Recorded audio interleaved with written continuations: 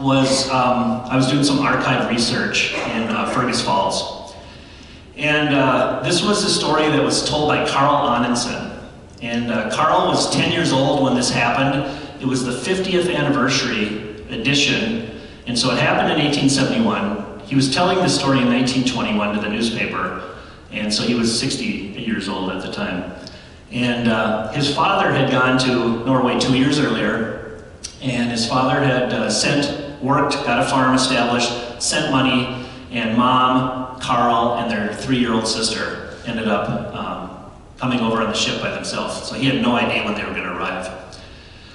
And so they ended up basically going to Quebec City, then they got on a train and went to Chicago, Minneapolis, and St. Cloud was the end of the railway. So they got off and they found out that it was going to be a 10-day walk. Oh, it was something. He says, we got off that train and my mother used the last kroners that she had and she bought a map. So we would at least know where we were going to go. And they told us it was going to be about 10 days of walking. Oh, my mother started to cry and that made my sister cry. And even though I'm a boy, I kind of cried too. And this Swedish man came up to us and he started talking to us and we could understand what he was saying. He says, I'm waiting for the next train. My sister's there, but he goes, I'm going to take you outside of town. He goes, we'll set up camp, and he goes, I'll show you which direction to go. And so he did that, and he brought us out there and he fed us that night. And he said, you've got to learn 2 words. And he made my sister say it first. She said, I'm hungry. And then he made me say it, I'm hungry. And then he had my mom say it, I'm hungry. And we said it over and over and over. And he said that if you go to a farm, it's October, so people have their pantries all stocked up and they'll help you out for the most part. And he says you just go up to a cabin, a lean-to, whatever, sod house, go up there and you ask them and say, I'm hungry. And most people are Christian, they'll feed you. So that morning he fed us some biscuits and we went on our way and we started walking. And we walked. And we walked. And we walked. And my sister, 3 years old, was the first child in recorded history to say, are we there yet?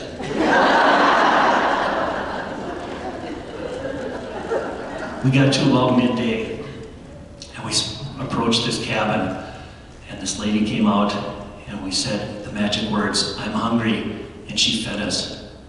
What a wonderful country that we're living in. Wow. That night, somebody fed us, and they actually let us sleep in their barn. It's just amazing.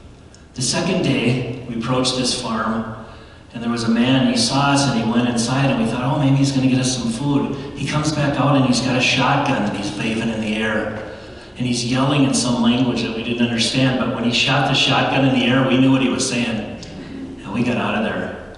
Maybe it's not that nice a country. That night, we had to actually sleep outside. And we didn't have blankets. We pretty much had the clothes on our back.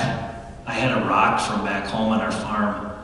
But other than that, we didn't have a whole lot. We huddled up next to each other, but I woke up with a blanket of frost on myself. It was cold. I thought Norway was cold, but Minnesota can go cold too. The next day, nothing eventful. The 4th day, we came upon this farm. And there was another man there, and he was yelling, and he had a rusty pliers this time instead of a shotgun. And he was Swedish, we could tell that, but he was mumbling as he was yelling. It was really weird. And he starts pointing at my mom, and we finally figured out he had a bad tooth. So my mom took the pliers and sat him down in a chair, and she tried pulling the tooth, but she was only about 4'11". So she wasn't able to get any leverage, so she put him on the ground, and she straddled over him.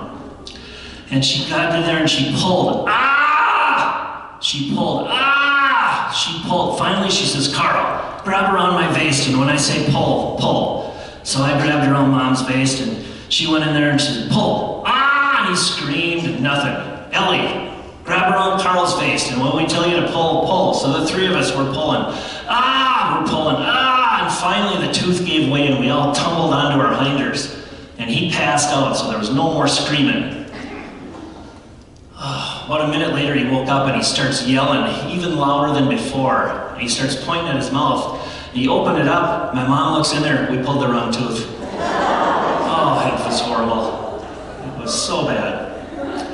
So this time all three of us stood up on top of him this time, and we just started pulling, and we pulled, and we pulled, and finally we got the tooth to give way, and this time we didn't tumble.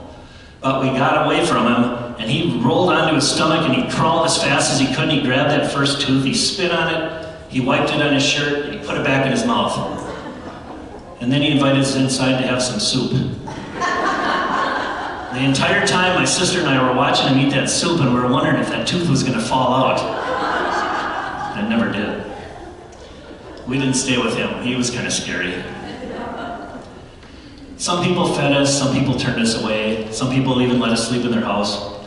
But on day 8, we got to Battle Lake, Minnesota. And we saw our first male and female Indian.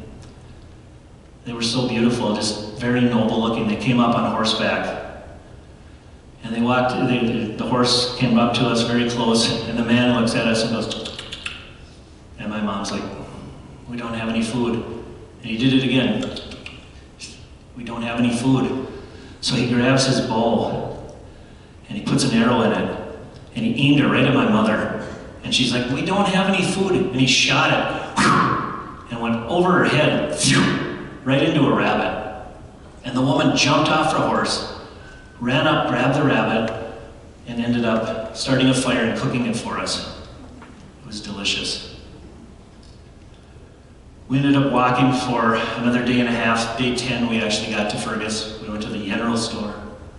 We got there, and we told them, my mom says, I'm Anand Anandson's wife. Oh, he's going to be so excited. Every time he comes to town, he asks if we've heard anything. That man over there, Ole Ballstead, that's your next neighbor. And he was loading his wagon, and so he came out, he had brought us out and introduced us. And we were so excited to meet him. And he says, oh, he goes, I'm done loading the wagon. Let's get on and let's go home. So we're going in the winding road, and finally he points, he goes, that's your farm. And all of a sudden we got close enough, and we could see Father. Now, my sister was like about 6 months old when he left, so she didn't remember him at all.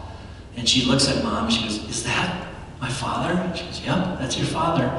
And so we got closer, and we got off the wagon, and we walked up there, and my father, he walks up, and he looks at my mother, and he looks at my sister, and he looked at me, and he nodded his head. And you knew he was excited.